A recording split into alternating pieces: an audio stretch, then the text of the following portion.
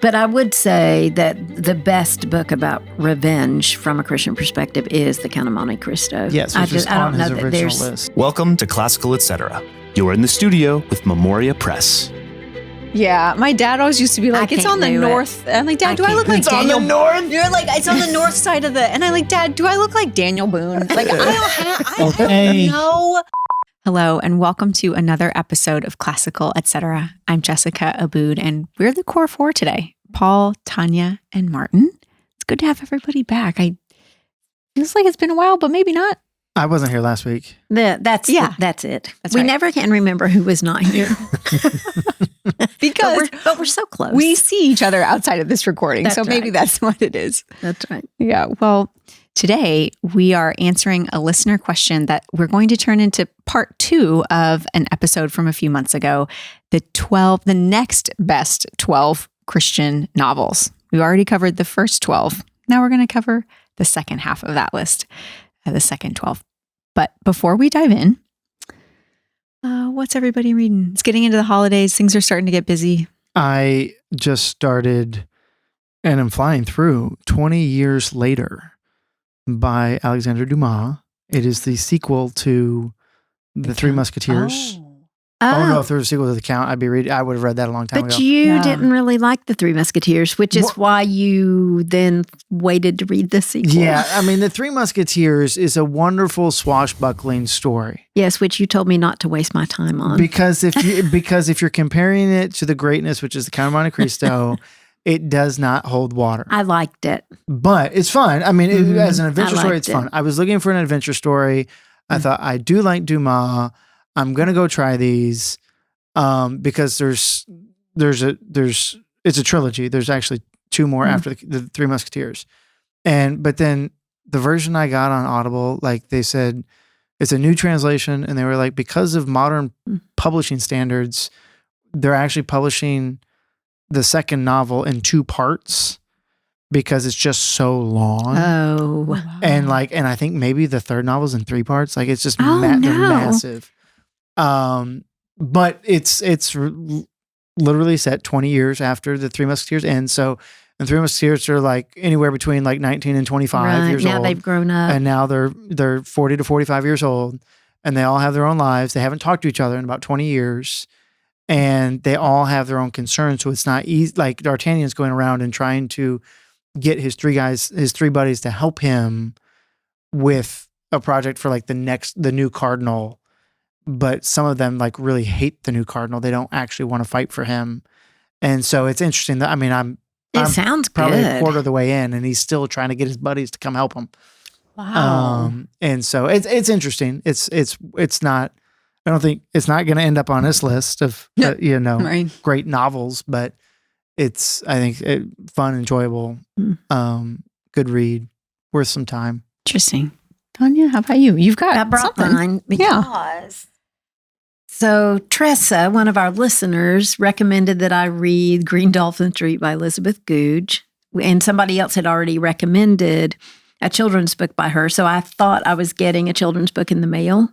And when it came and it was this fat, I thought, this is not a children's book, but I finished The Ghost Keeper, which I thought was very good. I really enjoyed that. So I want to thank you for that recommendation. That was the World War II. World War II, yes. Yeah.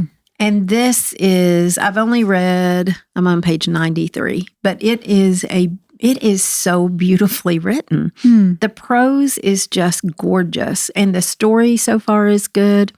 I've got a long ways to go, obviously, but so far I am loving it and would highly recommend it at this 90 pages in.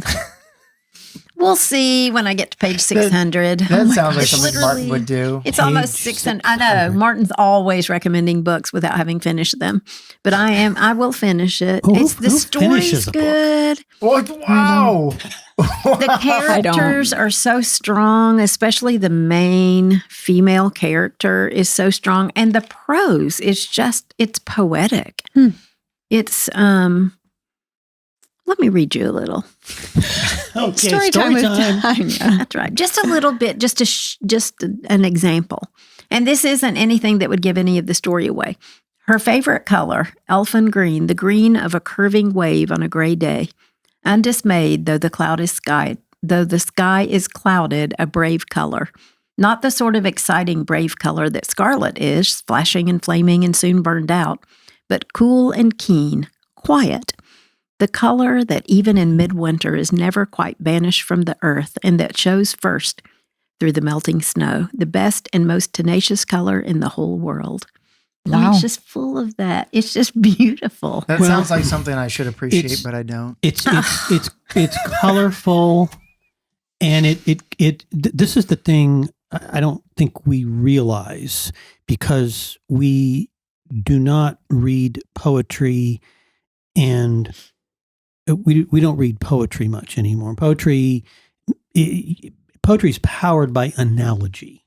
That this in simile, that this is like this, and then we use a word metaphorically, and so we see things by comparison, the thing we don't know, in comparison to the thing we know, and so a lot of modern prose is very flat because of that. It's not using that many metaphors, and it's very prosaic. I mean, it's almost mechanistic in a way. And so when you go back and you read an author, who's writing at this time, I just gave you a copy of Mrs. Molesworth's The Carved Lions. Yes. And it's so vivid. It's so colorful. They make you see things. And modern writers don't do that as well. And this is beautiful because it's Guernsey, the Guernsey area, and then it's going to be New Zealand. So there's really a lot to describe here, in these gorgeous places where the novel is set. I'm also reading King Lear. Total different approach, but I am enjoying. I love Lear. That's one of my favorite. I just hate that it's going to have the same tragic ending it has every time you read it. Yeah. I don't know why it doesn't change. That's funny. Martin? Well, okay, so I always forget to think beforehand of what, because it's not like we do we talk about this every show. I mean, but I finished Northwest Angle by William Kent Kruger, one of my favorite modern fiction writers. Just another great story. He's just a good storyteller. And then we're reading some books we're considering for a book prize. And so reading Malcolm Geit's Arthurian story. It's a retelling of the Arthur story in verse, and very much enjoying that. I can't recommend it yet because Tanya will get on me because I haven't actually finished it. It's not out. Yeah, I know. It's not out yet. You're talking about a book that hasn't been published. Well, you asked me what I was reading. That's what I'm reading. Okay, well, that's fine. But we got a galley proof as a publishing company, but nobody else is reading it. Okay, this is what I would have taken care of. I thought about the fact I was going to answer this question, but you're reading Truth Matters. Truth Matters. That's what I was trying to name it. All right. Reading Truth Matters, which is a transcript, basically an edited transcript of a discussion between Robert George, the professor at Georgetown, the philosopher. At Princeton. Oh, was it Princeton? Mm-hmm. Oh, okay. Are you sure he hasn't moved? I'm absolutely positive. Okay. And then Cornell West, and he's also at Princeton. Right. Cornell West. And they come from sort of almost opposite political ends of the spectrum, but they are very they're very much in agreement about the importance of the great books and they're talking about different issues in the great books, and it's just this great discussion between two very well-read people. I have seen them do this live twice. And it's really quite something. And it's always a little bit different, right? It's like these things, Because it's a conversation between friends. Yeah, between friends. You're also reading some Paideia book. Yeah, but I've talked about that before on the show. So I'm reading several others, but I can't talk about all of them every time. No, but you choose the one that's not published yet. Well, again, that's what I'm reading. Yeah. It will be. It will be. March. In March, okay. Well, let's get to it. I want to start by reading a listener question. It's going to help us kick off the episode. This came to us from Rick, And he says, "Hello, Core 4. I am about to complete the last of the 12 books from Martin's list of the 12 great Christian novels. The list really helped me have a goal that proved to be what finally got me over the hump on books like Anna Karenina, and I can't tell you how rewarding it has been. So, thank you, and may I ask, what would be your next 12, or the ones that just missed the cut?" Excellent question. Thank you, Rick. We would love to give you another, maybe not 12. I don't know how many we're going to come up with, but we have a list. 57? Maybe. So I want to start by maybe just reviewing the ones that we've already covered, just so we all know. Martin published an article in our classical teacher, and you can also find it on the website. I'm sure we'll post it, where you gave the 12 best Christian novels. So these are fiction. And here they are: Anna Karenina, War and Peace, The Lord of the Rings, Cry the Beloved Country, Jayber Crow, The Talisman, The Count of Monte Cristo, The Violent Bear It Away, The Thanatos Syndrome, The Brothers Karamazov, Les Mis, and, Kristen Lavransdatter. Mm-hmm. Okay. And maybe before we start to offer what's on our list, can somebody remind me, what are the criteria we're using for great Christian novels? Because I think it's important to just kind of put frame it up. Yeah. Let me see if I can help frame this. Can I quote Martin before he gets going? Please. The beginning of his article says... You have my constant permission to quote me. Oh, thank you. To say that's going to backfire on you. Yeah. To say that a book is a great Christian novel, obviously it necessarily implies two things. First, that it's great, and second, that it's Christian. Well, that's it. Should be self-evident, yeah. Great according to whom? Oh, well, the one making the recommendation, yours truly. Okay. Now, so here's, because I had these questions to kind of throw out here but you're setting me up here. Because how do you, that's obviously a little bit flippant, I guess. But, is the book intentionally Christian? Can a great Christian novel does it have to be intentional? Because it'd be unintentionally Christian, right? Does it have to be written by a Christian to be a Christian book? Does it have to be explicitly Christian, or can it be implicitly Christian? Sort of like the one before. Is a book that's just ethically Christian? Is that like morality tale? Where they show integrity. It articulates in some fictional way Christian morality. And can it be a Christian book if just the world it portrays is Christian? So I think I don't think we'll ever really have a good definition of what a Christian book is. It's going to be some combination of those things, because even some of the books that were in my first list, there are some people who would read them and literally would not know that they're Christian. Like War and Peace. It's very deterministic. Yes, it is. Well, there's some Christians who are deterministic. Okay, that's enough. Not so in that way. I think what we're this is scientistic determinism. Okay, I think what these books are is our own personal recommendations that are based on something that moved us, maybe as Christians when we read them. I don't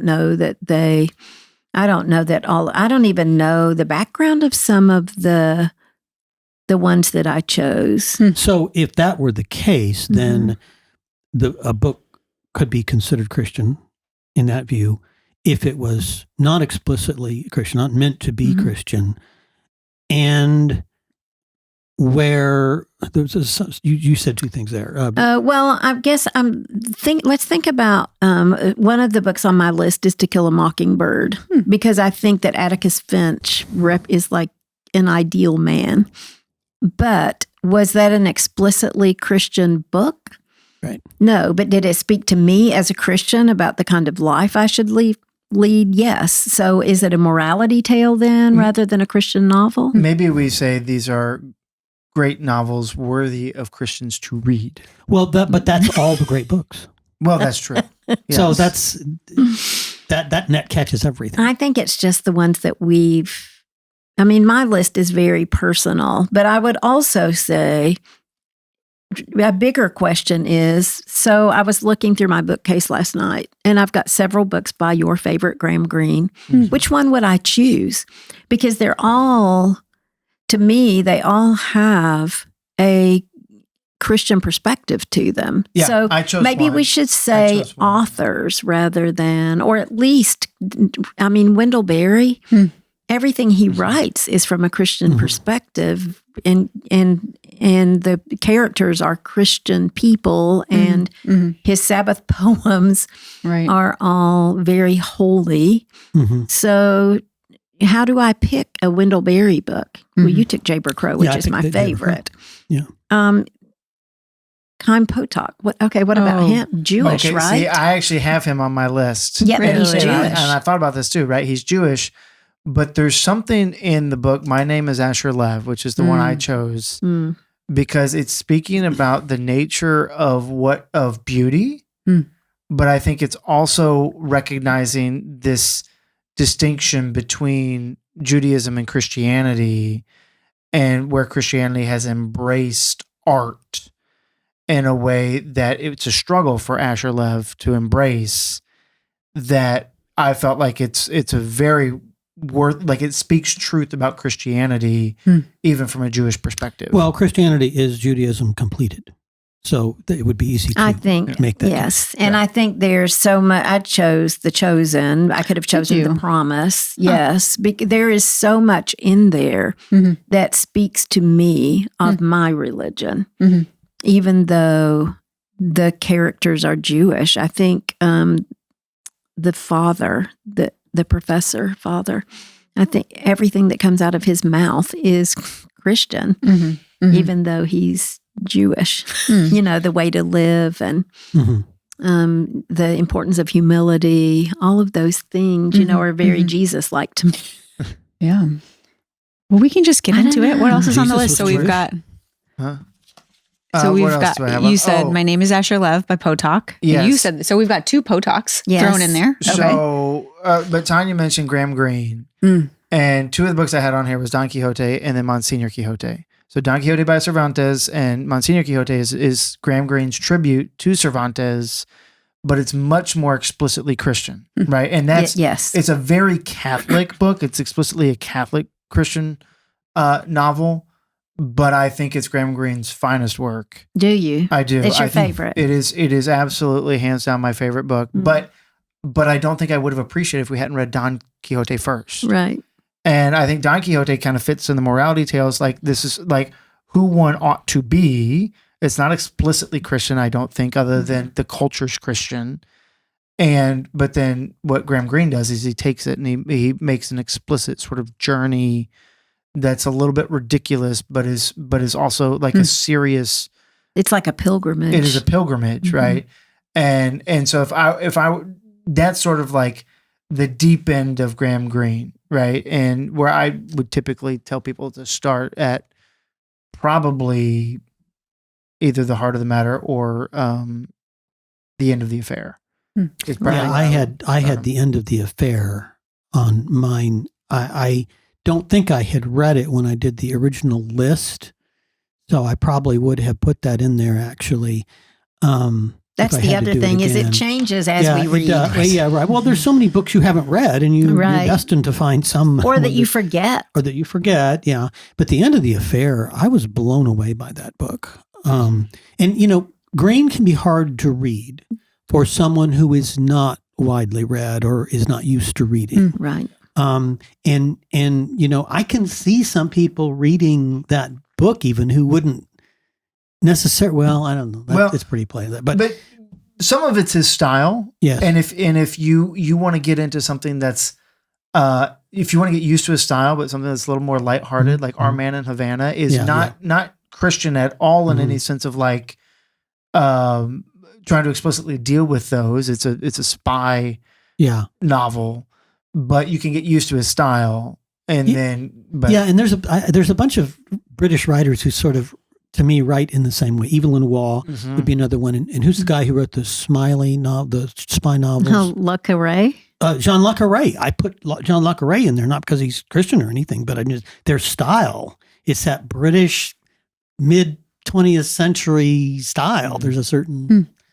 as a great Christian novel? No. He's saying that he puts it in the same bucket of style. Yeah, he's talking about green spite. Yeah, we got off a little bit. So what else is on? Tanya, what's one of yours? Well, my very top one that I've read, in the past few years is and continues to be East of Eden. I just think that book. You're right. Had the characters, I don't know of another book. I can't think of another book I've read that has absolute good in Samuel versus Kathy, absolute evil. And I think it portrays the difference between good and evil so well. Better, I just can't think of anything else that does that. I also put Jane Eyre on my list because of her. She on your list? I love Jane Eyre. Because of her fidelity. Yes, her fidelity. Absolutely. And The Tenant of Wildfell Hall I put on my list, which is Anne Bronte. It's a very, very religious book, the main character. I've never read that one. Now, I put a book on here that I didn't like and that was very painful, and Silence. Endo? Yes. I put that on my list too. Did you? I have it on mine. Oh, wow. But man, I don't want to read it again. I'm certainly not watching the movie. Yeah. Well, it's a very difficult book, but I think we contemplate the lives of the martyrs so infrequently. Yes. That it is worth. And when you're reading about the life of a martyr, it's going to be painful. That's right. And interesting coming from a Japanese writer, because part of the point of the novel was how anti-Christian the persecution Japan was, and still in large part is. And even though Christianity is not strong in Japan to this day, apparently I've been told by people who know Japan that Endo is revered there, despite the fact that he's writing the kind of books that he writes. So interesting. Yeah, that's a good pick. That's great. Yeah, that's a good idea. I put Moby Dick on my list, which you in your original, thought about Moby Dick. Your original article, you say there's a number of other books such as Bleak House, Moby Dick, All the King's Men, but the Christianity in them is mostly the result of the culture in which the author was writing, and because of this assuming, and because the faith is simply less integral to them, they're inarguably great books which every Christian should read, but they are for another list. I think one of the things that Moby Dick is explicitly dealing with is man's relationship with nature, which is... And sort of God in nature in a way. Yeah, and like what and revenge. Revenge, but the pride of man, where does man fit? All of that. I think it's a... Yeah, I could be persuaded on that. Because But I would say that the best book about revenge from a Christian perspective is The Count of Monte Cristo. Yes, I don't know that there's list. another book that would beat that. Yeah. For dealing with what actually happens to you if you seek revenge and it becomes central. Yes. Yeah. Yes, that would have been number one on my list, but Martin had put it on his original list because I made him read it. Right, but some of the books on Martin's list have to be in my top 12. Cry the Beloved Country is in my top 12. Jayber Crow, Kristen Lavrenstetter. So some of the ones on his list, I would feel very strongly would be in my top 12. That's kind of scares me. It is scary. I have one that I don't think any of y'all have read, which is Laurus. I have not read that, but I've heard you talk about it. By Vodolaskin, which it's a recent book, and I would absolutely say I don't understand it all. Oh, this is you talking about it, putting a recent book on your list when you are constantly getting after Martin and me. For 10 years, 12 years? Yes, but he's constantly telling us we should not be reading books or under 50 years old. He says it all the time. Yeah. And now here he is, one of his top 12. But if I'm looking at Christian novels, okay, this is one that is from an Eastern perspective. I mean, it made me think a lot about what the way reality is perceived by an Eastern Christian perspective. And that's why I say I know I don't understand it all, because I know there's references in there that I'm not catching. Can you set the scene? What's the story? The story is really the life of a holy fool, which is my understanding is much more of an Eastern Christian thing, right? Mm-hmm.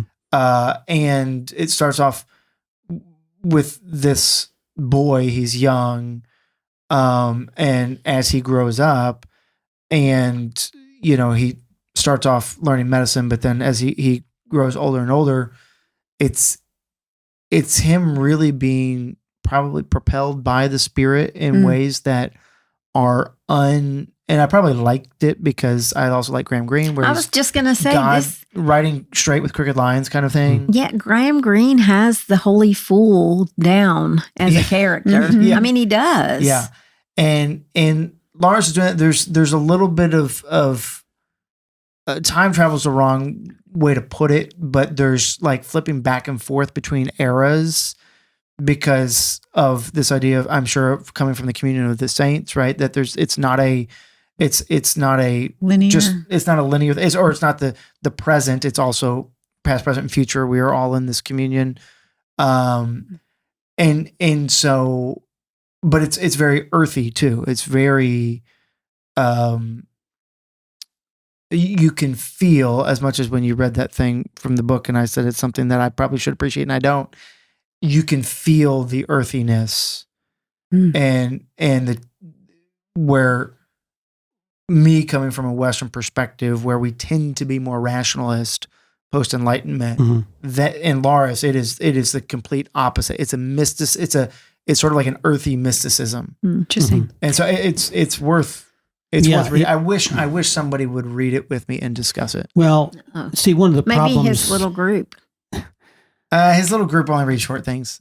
They don't read novels that thick. But that book, I think more than any other, transports you to another time and place, because when modern people write historical novels, they can't help but bring all the assumptions that they have as modern people into it, and even expressions that are anachronistic to that time.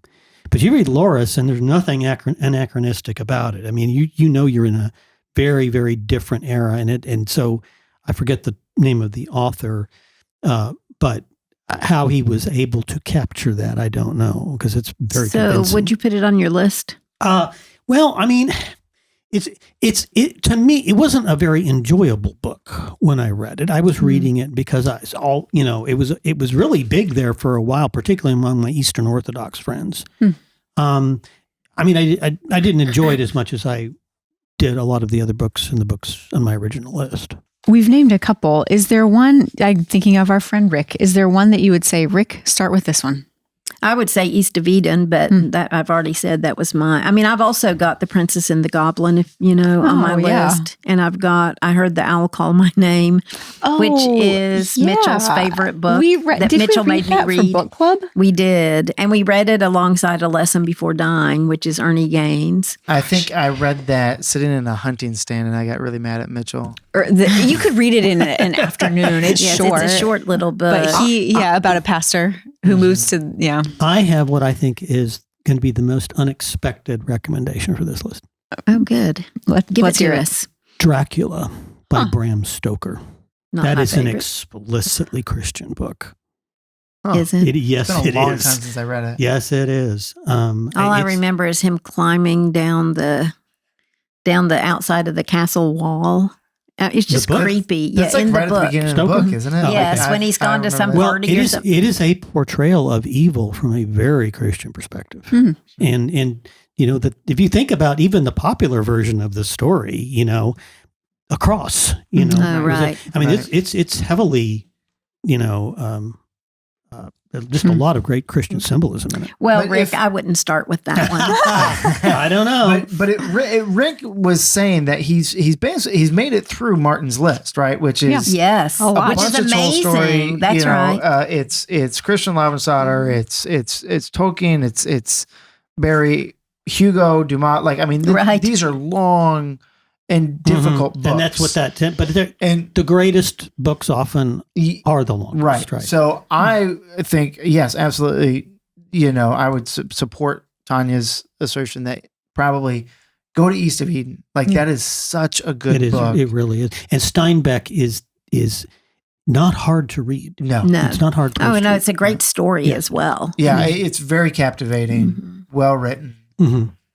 Now, I have some other things that we have not considered and might not think to consider, but I think could be. Okay, so a book like Chesterton's The Ball and the Cross, one of the great Christian stories about the fight between an atheist and a Catholic, a sword fight all over England. And it's basically symbolic of this contest between reason and imagination, right? That is one of my favorite books. Also, The Man Who Was Thursday, which is so confusing. Chesterton is a very different idiom he's writing in. But I've always loved Chesterton. Will Cather. I put Willa Cather on my list. I couldn't choose a book. Death Comes from the Archbishop is one I had, but My Antonia, they're all. I actually liked My Antonia better myself. I think The Picture of Dorian Gray. Really? Oh, yeah. Yes. I see that absolutely as a Christian novel. Absolutely it is. And if you read Joseph Pierce's, one of our professors at memoriacollege.org, his book on Oscar Wilde is just excellent. And he brings out what was really going on with him at that time. So that's, I think, a thoroughly Christian book. And then, let's see, Brideshead Revisited. Did I have that on the original list? Did you mention it? It's not. I mentioned it, but it's not on your original list. And also, we got to remember, I had Anna Karenina and War and Peace yes. on that list. But there's also Resurrection, which was his third large novel. It's not quite as good as War and Peace and Anna Karenina. I've never even heard of that. Oh, it is very good. Huh. I mean, it's, again, not quite as great as those. Those are very, very great. But it's also great in its own right. Mm-hmm.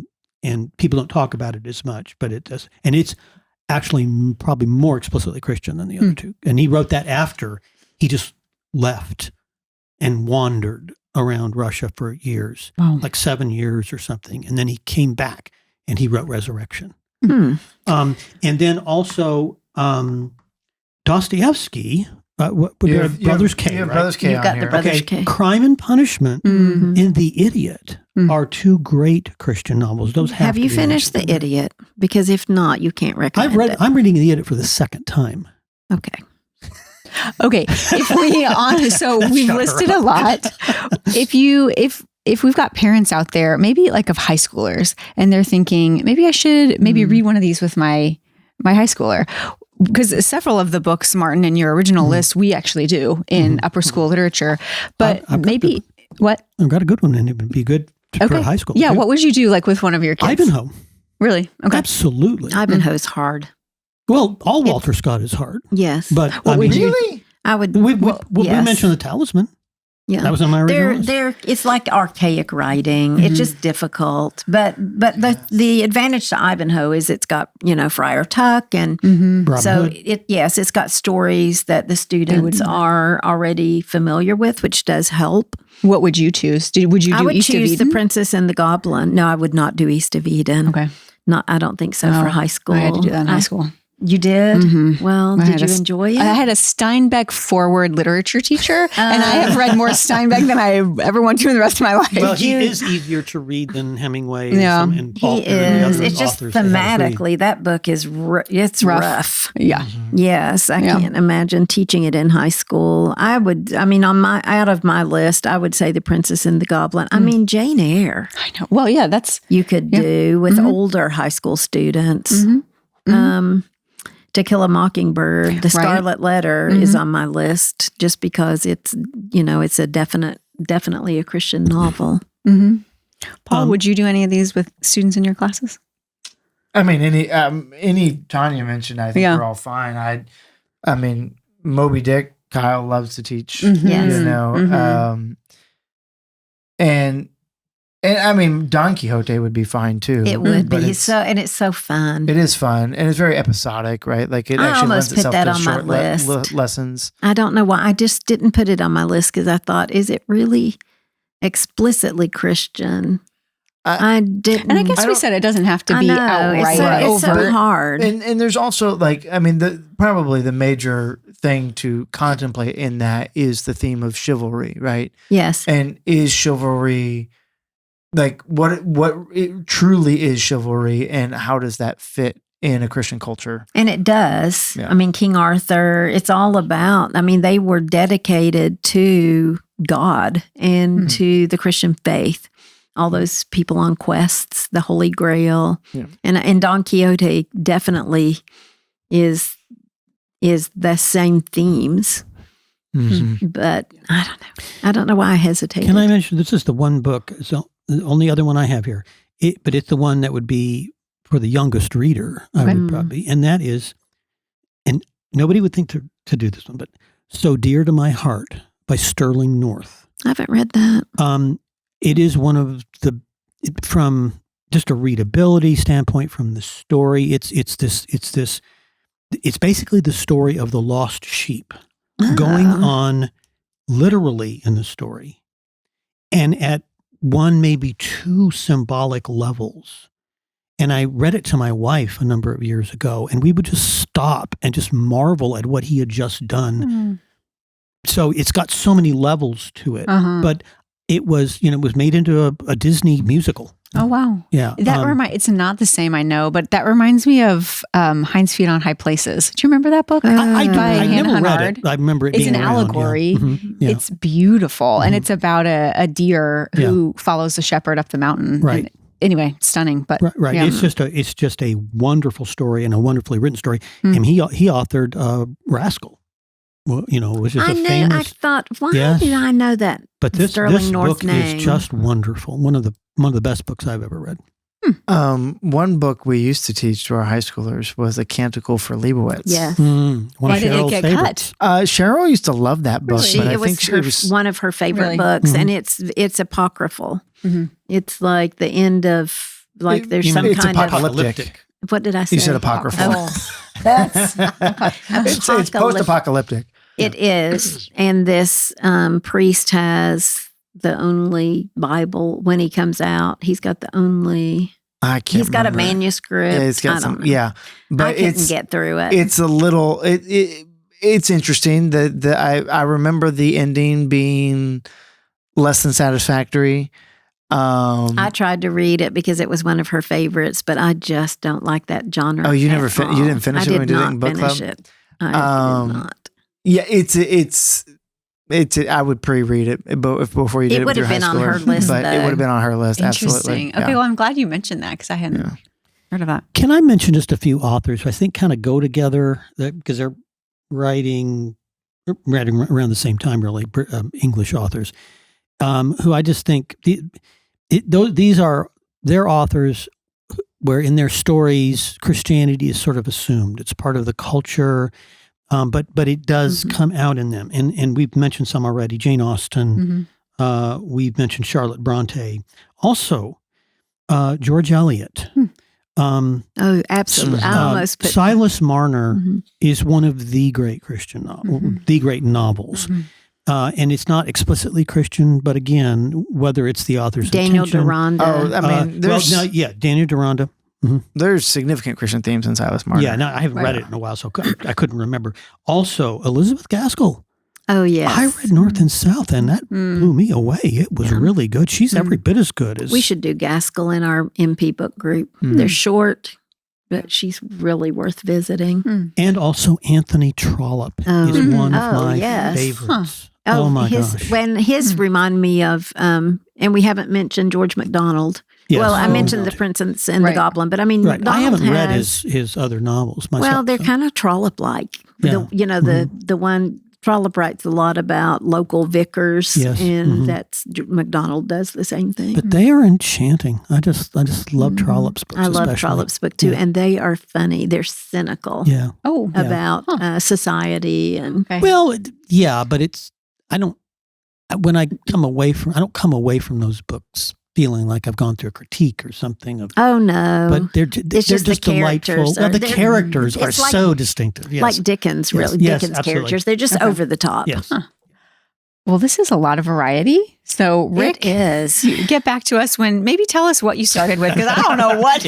Yeah, Rick, when you get done with all of these books that we recommend, then you We'll get back give you to the us. next ones. Well, That's I right. think we did more than 12. We but, also, if we haven't mentioned something that a reader thinks that we left off that we really should have included, I would love to know that as well. I know.